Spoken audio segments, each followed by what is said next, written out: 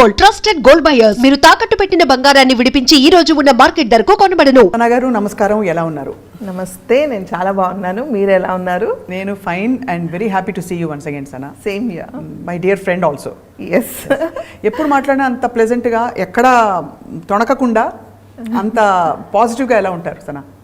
No idea Sapna. అంటే దీనికోసం నేను ఏ ప్రిపరేషన్స్, అంటే మేబీ బై బర్త్ నేను అలా ఉన్నాను. ఒక విధంగా it's God's grace, it's a blessing to be like that. And అందరు అదే అడుగుతూ ఉంటారు, how do you like always keep your grounded అనేసి. I don't know, I'm like that, I'm born like that అంతే.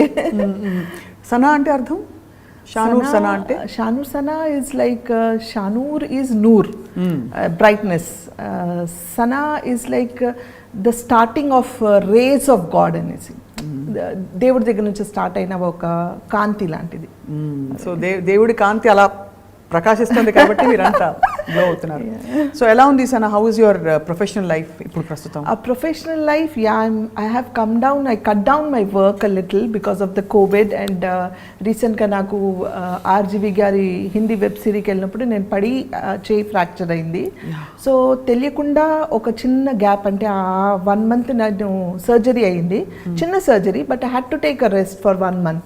ఆ 1 monthలో అప్పటికి నేను I was feeling very relaxed అనమాట. అంటే 28 years నుంచి నాన్ స్టాప్గా వర్క్ చేస్తున్న నాకు సడన్గా ఒక బ్రేక్, అంటే ఒక సెకండ్ కూర్చొని ఇంట్లో ఉన్న ఏదో ఒక పని చేస్తూ ఉంటా, అలాంటిది నేను ఏం చేయలేను కదా, చెయ్యిలో ఉన్నప్పుడు ఖాళీకి కూర్చోవాలి. So some sort of relaxation అనిపించింది అనమాట. I thought oh it's nice, something nice అని నేను అనుకున్నాను. I felt it like okay, I'm relaxing, maybe God wanted me to చలో థోడా స్లో డౌన్ కరో, now you relax, it's time for you relax అనేసి relaxation ఇచ్చారేమో. So that time I felt okay, I think I'm running behind my work from past 28 years. If I turn back and see, ఎక్కడ నాకు break లేదు, ఎక్కడ నేను relax అవ్వలేదు, ఎక్కడ నేను అంటే వేస్ట్ ఆఫ్ టైం లేదు, ఎనీథింగ్. మతలబ్ I was just going on and on and on. Right. Maybe this is the time where I can breathe for myself, think for myself, and take the proper break and choose the characters. ఈ character నేను చేయాలి, ఈ character నేను చెయ్యను అంటే ఎవరేం అడిగినా ఏం చెప్పినా మొహమాటంకైనా ఓకే చెప్పేసి అయ్యో ఒక్కొక్క 2 సార్లు చేసి అయ్యో చేసేస్తానండి అని వెళ్ళి పని చేసి వచ్చే అలవాటు నాకు. So no, it's time now. అంటే వాళ్ళని డిసప్పాయింట్ చేయాలని కాదు, but yes this is correct for me and this is not correct for me. ఇది నేను చేయకపోతే వాళ్ళకి నష్టం ఏం రాదు, నాలాంటి 10 మంది ఉన్నారు వాళ్ళకి చేయడానికి రెడీగా. సో నా వల్ల వాళ్ళకి నష్టం ఏం లేదు, నేను ఆలోచించాల్సిన అవసరం లేదు వాళ్ళ గురించి. సో మోస్ట్ యూజువలీ సనా మీరు రిజెక్ట్ చేయడానికి క్యారెక్టర్స్ గ్రౌండ్స్ ఏంటి యూజువలీ? అంటే మీకు టీమ్ నచ్చక, లేకపోతే పాత్ర నచ్చక, లేకపోతే పేమెంట్ నచ్చక? What is your first point is పాత్ర.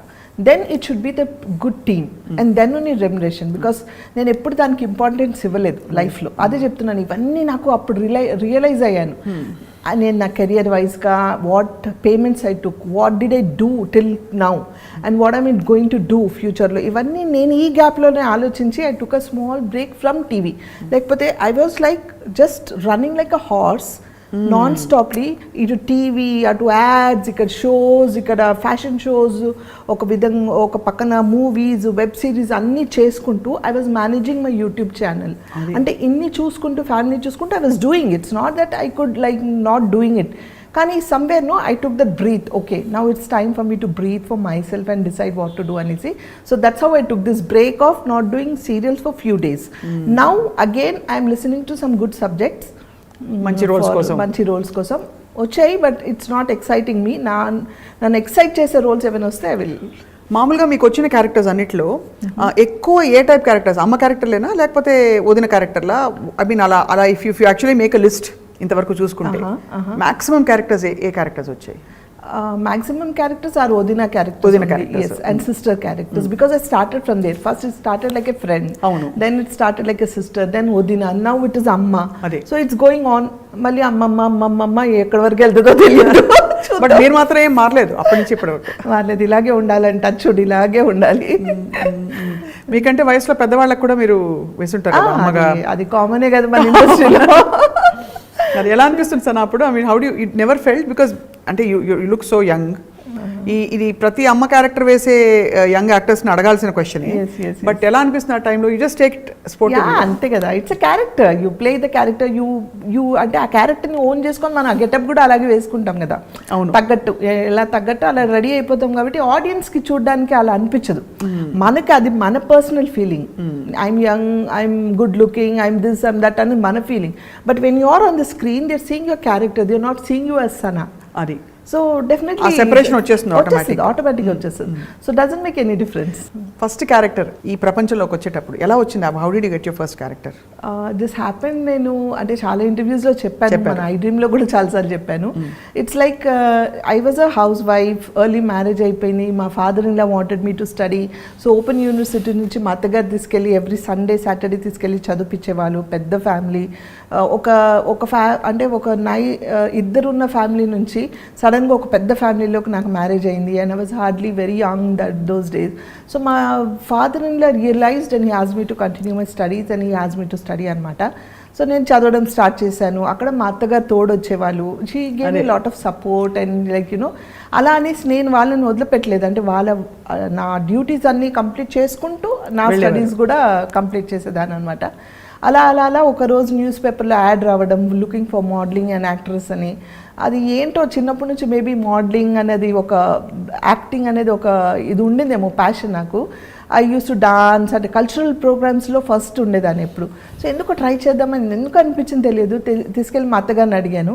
మా బ్రదర్ ఇన్ లా అత్తగారు అయితే ఆన్ ద స్పాట్, ఇది ఏంటి అసలు ఏంటి అర్థం కాలేదు. అంటే ఎవరికి తెలియదు, యాక్టింగ్ తెలియదు, ఏం తెలియదు, తెలియదు. And from a conservative Muslim family this is a big question mark to them. అవును. సో క్యా హే నేనే భాబీజాన్ నక్కో అన్నారు, వదిలేసాను. సెకండ్ సండే మళ్ళీ యాడ్ వచ్చింది. ఇప్పుడు కూడా యాడ్స్ వస్తున్నాయా లేదా తెలియదు నాకు, కానీ డెక్కన్ క్రానికల్ పేపర్లో వచ్చేవన్నమాట యాడ్స్. సో అది చూసుకొని సెకండ్ టైం కూడా మళ్ళీ అడిగితే మా అత్తగారు మా మామయ్య గారిని అడిగారు. ఏదో అడుగుతుంది ఆ పిల్ల, ఏంటో అర్థం కావట్లేదు, ఒకసారి అంటే వెళ్ళి చూద్దాం అసలు ఏంటో, పాపం అన్నిసార్లు అడుగుతుంది మళ్ళీ అడిగింది అని అంటే సరే తీసుకెళ్ళండి అన్నారు. సో నేను మా అత్తగారు మా వారు తీసుకెళ్ళారు, మా వారు కింద ఉన్నారు, నేను మా అత్తగారు వెళ్ళాము. ఆ మోడల్ ఏజెన్సీ వాళ్ళు immediately on the spot photos తీసుకొని ఆన్ ద స్పాట్ అసైన్మెంట్ ఇచ్చారనమాట. So it was like you know getting in to modelling world with doing one resort add. On the spot they gave me advance of 500 rupees on those days, and I was just a housewife. I was not groomed like you know a raw middle class family నుంచి ఒక house wife వెళ్తే ఎలా ఉంటుంది. I was very raw. So వాళ్ళు ఎందుకు I don't know, they gave me immediately and I did that ad. And there మీర్ గారు అని మన జాన్ మీర్ గారు తెలుసు కదా. సో మీర్ గారు అప్పుడు సింగిల్ ఎపిసోడ్స్ మనకు చాలా ఫేమస్ దూరదర్శన్లో. So he was looking for good actors and actresses. అప్పుడు ఏక్తా అని ఒక హిందీ సీరియల్లో జాన్ గారు చేసేటప్పుడు నేను చేశాను అనమాట. ఆ ఏక్తా అని హిందీ సీరియల్ చేసేటప్పుడు మా జాన్ గారు మీర్ గారు పరిచయం అవ్వడం, వాళ్ళు చూడడం, వాళ్ళు అరే ఒక మంచి టాలెంట్ ఉంది అమ్మాయిలో అని వాళ్ళు ఎంకరేజ్ చేయడం, 10 మందికి చెప్పడం, అలా స్ప్రెడ్ అయ్యి ఐ స్టార్టెడ్ వర్కింగ్ అనమాట. నెవర్ ఎండింగ్ అయిపోయినది. అండ్ ఆ చేసే ప్రాసెస్లోనే ఈటీవీకి నేను యాంకరింగ్ చేస్తున్నాను అన్నపూర్ణ స్టూడియోస్లో. రైట్. సో అక్కడ కృష్ణవంశీ గారు కార్లో పాస్ అవుతూ చూసి అమ్మాయి ఎవరో పిలిపించని మాట్లాడతానన్నారు. నేను మాట్లాడలేదు, వెళ్ళలేదు. మళ్ళీ తెలిసిన నలుగురు చెప్పారు, ఏంటి అన్నపూర్ణ బ్యానర్ అంటే ఏమనుకున్నావు, నాగార్జున గారు అంటే ఏంటనుకుంటున్నావు అసలు. కృష్ణవంశీ అప్పుడు గులాబీ బాగా ఫేమస్ అయింది. కృష్ణవంశీ గారు అంటే ఏమనుకున్నావు, ఒకసారి వెళ్ళి అట్లీస్ట్ రెస్పెక్ట్కైనా హలో చెప్పి రావాలి కదా. అంటే నాకు తెలియదు నిజంగా, నాగార్జున గారు అంటే ఏంటో తెలియదు, సినిమా అంటే ఏంటో తెలియదు. ఐ వాజ్ గోయింగ్ జస్ట్, అంటే నాకు ఏదో చెప్తున్నాను నేను చేసుకుంటూ వెళ్ళిపోతున్నాను అంతే తప్ప ఏంటి అని కూడా తెలియదు నాకు అసలు. ఏ టైం పే ఆనా ఏ కన్నా అంటే చేసేస్తున్నాను. అది అంటే ఐ వాజ్ జస్ట్ వర్కింగ్. ఆ నటన నాలో ఎలా వచ్చింది, నేను ఎలా చేస్తున్నాను కూడా నాకు తెలియదు.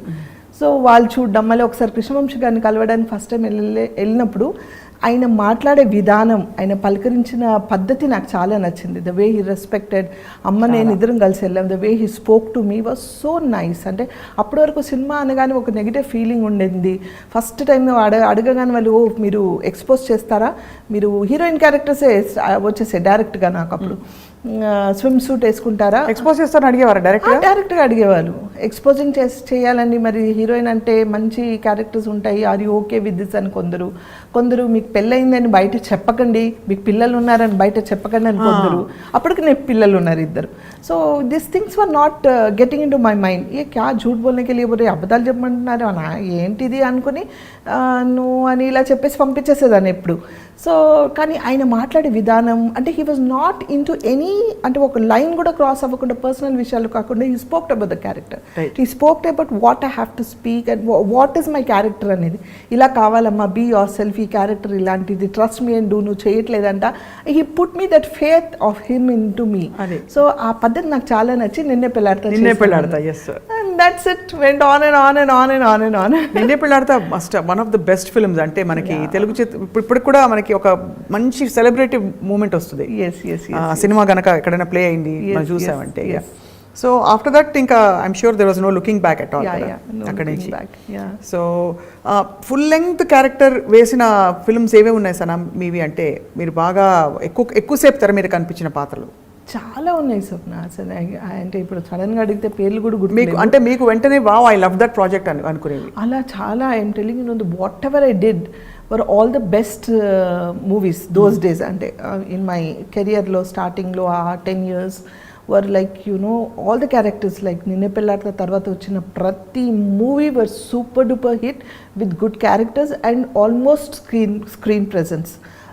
రాను ఆ క్యారెక్టరైజేషన్స్, పిక్చరైజేషన్ అంటే క్యారెక్టరైజేషన్సే తగ్గాయి ఇప్పుడు మనకు సబ్జెక్ట్ ప్రకారం. ఫోకస్ అంటే క్యారెక్టర్స్ ఇంత ఉందో, కొందరు మంది అంటే వెరీ లిటిల్ పీపుల్ కావాలి, ఓన్లీ మదర్ ఫాదర్ కావాలి, లేకపోతే ఒట్టి హీరో హీరోయిన్ కావాలి, ఇట్లా తగ్గుకుంటూ వచ్చాయి. But those for the trend when they wanted the whole family, they wanted every character కోసం వెయిట్ చేసేవాళ్ళు. ద బెస్ట్ థింగ్ ఈస్ తన డేట్, సపోజ్ హీరో సనా గారి డేట్ లేదంట అండి, ఈ డేట్స్ లేవని అంటే హీరోస్ కూడా ఓకే చలో డేట్ ఇచ్చినప్పుడు చేద్దాం, వీళ్ళు కావాలి కదా మనకంటే ఒక ఆర్టిస్ట్ కావాలనుకుంటే they use to adjust the dates, right? Because they were not doing 10 projects at a time. And also they would value, వీళ్ళే కావాలి and they used to wait literally. ఇప్పుడు అలా కాదు, వాళ్ళ ఆప్షన్స్ రావడమే 10 మంది ఆప్షన్స్ పెట్టుకొని వస్తారు.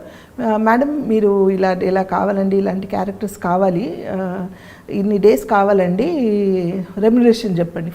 ఫస్ట్ వాళ్ళు క్యారెక్టర్ కూడా కాదు, క్యారెక్టర్ చెప్పండి, తర్వాత మిగతా విషయాలు మేనేజర్తో మాట్లాడని అంటాం మనం. ఆ మేనేజర్తో ఈలోపు మనం మాట్లాడినప్పుడు వాళ్ళు ఏదో పేమెంట్ చెప్తారు. ఇది 10 మందితో మాట్లాడతారు వాళ్ళు. వాళ్ళకి అనుకూలంగా ఉండి వాళ్ళకి కంఫర్టబుల్గా ఉన్న వాళ్ళని వాళ్ళు చూసుకుంటారు. Because acting is become so easy now days. ఆ రోజుల్లో it was reel, right? So acting వచ్చే వాళ్ళే కావాలి వాళ్ళకి. అదే కాబట్టి వాళ్ళు పర్టికులర్గా వెయిట్ చేసేవాళ్ళు. దే వాంటెడ్, బికాజ్ ఒక హీరో వచ్చి నుంచున్నారంటే, ఒక హీరోయిన్ నుంచుంది అక్కడ సీన్ పడ్డాలంటే దాని తగ్గట్టు ఆ క్యారెక్టర్స్ కావాలి, ఆ వెయిట్ ఉండాలి, వాళ్ళకి నటన అనేది రావాలి. ఇప్పుడు ఏంటంటే నటన రాకపోయినా, భాష రాకపోయినా మీరు ఇంత చేయండి, మేము ఎడిటింగ్లో చూసుకుంటాము, మేము డబ్బింగ్లో చూసుకుంటాము అంటే it's because technically it's developed a lot. It's not wrong, technically it's developed lot. So వాళ్ళకి స్క్రీన్ కొంచెం ప్రెజెన్స్ ఉంటే చాలన్న డేస్ ఈ రోజుల్లో. So that's it. అంటే ఎన్నో మూవీస్ చేశాను, ఎన్నో స్క్రీన్ ప్రెజెన్స్ ఉన్నాయి, I cannot name them how many అనేసి. But I'm going to ask you a question వస్తానా. మామూలుగా అమ్మాయిలని స్త్రీలను అడిగినప్పుడు స్కిన్ కేర్ సీక్రెట్లు ఇట్లా రొటీన్గా అడుగుతారు, ఫిట్నెస్కి ఏం చేస్తారని. I will ask you a question today that not many women are asked. ఇప్పుడు రెమ్యూనరేషన్స్ తీసుకోవడంలో నాకు ఇంత కావాలి, this is how I want to get paid అని చెప్పడంలో మహిళలకి, అమ్మాయిలకి చాలా మొహమాటం ఉంటుంది. We don't know how to handle our assignments. ఆ ఇబ్బందులు ఎలా తొలగించారు? How did you come and say sorry అండి, this is my remuneration for this role అని అది చెప్పడం బోల్డ్గా ఎలా నేర్చుకున్నారు? How did you evolve? చాలా మందికి యూస్ఫుల్ అవుతుందని అడుగుతున్నాను. చెప్పలేదు, ఇప్పుడు వరకు నేర్చుకోలేదు. అది ఇంకా నేర్చుకోలేదా? అంటే లేదు, మనం చెప్తాం, వాళ్ళు డెఫినెట్గా తగ్గించి మాట్లాడతాం, మనం ఇంకొకటి చెప్తాం, అదే చెప్తుంది కమ్ విత్ 10 ఆప్షన్స్. ఇంకొక 2 సార్లు మాట్లాడామనుకోండి, వాళ్ళు they'll go to the second option, third option అట్లా. సో వాళ్ళకి అనుకూలంగా ఉండి వాళ్ళ ప్రాజెక్ట్స్ అంటే దేనికి వాళ్ళకి బడ్జెట్ సంబంధించో లేకపోతే వాళ్ళకి అనుకూలంగా ఉన్న వాళ్ళు చూసుకుంటారు తప్ప నేను ఆర్గ్యూ చేయడానికి ఛాన్స్ లేదు అక్కడ. లేదంటే దిస్ ఇస్ మై బడ్జెట్, నేను ఇంత అయితేనే మాట్లాడానంటే అలాగే అండి అని పెట్టేసి they'll go to the other place. ఒకప్పుడు ఏంటంటే మాకు మేనేజర్స్ ఉండేవాళ్ళు, వాళ్ళు మాట్లాడేవాళ్ళు. అప్పుడు managers మాట్లాడేవారు. You had a manager also. Yeah had a manager, of course. ఇప్పుడు కూడా ఉన్నారు, మాట్లాడతారు. బట్ ద థింగ్ ఈజ్, ఇప్పుడు మేనేజర్ వద్దండి మీరే మాట్లాడండి అంటారు. సరే పోన్లే మనమే మాట్లాడతామంటే వాళ్ళు చాలా బార్గెన్ చేస్తారు. నేను ఇంకా స్టేజ్కి, అంటే I don't know whether I have come to that stage or whether I can not speak to them తెలియదు. నేను ఇంకా ఆ స్టేజ్కి రాలేదు. ఇంత అయితేనే మాట్లాడండి, లేకపోతే నేను మాట్లాడను, నేను చెయ్యను అని. నా క్యారెక్టర్ నచ్చితే ఫ్రీగా వెళ్ళి చేసి వస్తాను నేను. I love my work so much. అంటే నాకు క్యారెక్టర్ నచ్చాలి. నా క్యారెక్టర్లో దమ్ ఉంటే కనుక నేను I don't bother about my payment and all. సరే ఏది ఇచ్చినా ఈ క్యారెక్టర్ నచ్చింది నేను చేసి వస్తానని. అలా చేసినవి చాలా ఉన్నాయి. సో ఇంకా నేను నేర్చుకోలేదు, సో వాళ్ళకి నేను అడ్వైస్ ఇవ్వలేను. అయితే ఈ క్వశ్చన్లో రెండో పార్ట్, సరే ఎలాగో అలా మొత్తానికి మీరు నేర్చుకుని కొంచెం మొహమాట పడి కొంచెం మేనేజర్ ద్వారా మీరు ఇంతకాలం కెరియర్ కొనసాగించారు. డబ్బులు ఆదా చేయడం, కూడబెట్టడం, లేకపోతే మనీ ప్లానింగ్ అంటూ యాక్టివ్గా చేస్తారా సనా మీరు? లేదు. ఫైనాన్షియల్ ప్లానింగ్ లేదు, వచ్చింది ఎలా ఖర్చు పెట్టేయడమేనా? అంటే ఖర్చు పెట్టలేదు. I had a lot of responsibility towards my family. And నాకున్న నా చుట్టుపక్కల నా ఫ్యామిలీ మెంబర్స్ చాలామంది డిపెండెంట్ ఉండే. అండ్ నేను I can't see anybody in problem. So I had to settle lot of people. నాకు తెలిసినంత వాళ్ళ పెళ్ళిళ్ళు, వాళ్ళ మళ్ళీ పుట్టడం, పిల్లలు పుట్టడం, మంచి